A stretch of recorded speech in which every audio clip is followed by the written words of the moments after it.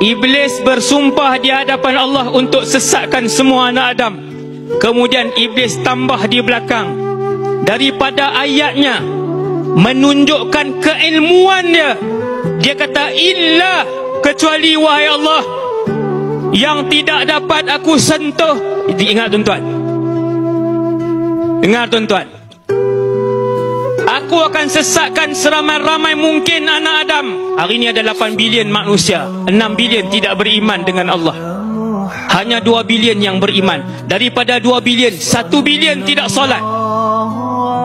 1 bilion tidak solat. Belum lagi yang tak tunaikan zakat, belum lagi yang minum arak, belum lagi yang tak tutup aurat, belum lagi yang berzina, belum lagi yang bermain judi dan sebagainya.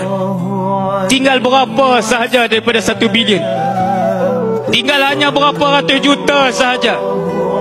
Maka berkata Iblis, kesemuanya akan aku sesat, illa, kecuali wahai Allah, ibadakal mukhlasin, hamba-hamba ibadaka minhumul mukhlasin, hamba-hambamu yang ikhlas.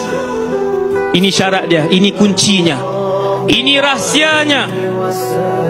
Kecuali mereka-mereka yang ikhlas. Apa itu ikhlas wahai Rasulullah? Kata Nabi SAW, ikhlas ialah mereka yang hidup kerana Allah, mereka yang bernafas kerana Allah, mereka yang memandang kerana Allah, mereka yang bercakap kerana Allah, mereka yang mendengar kerana Allah, mereka yang berjalan kerana Allah, mereka yang salat kerana Allah.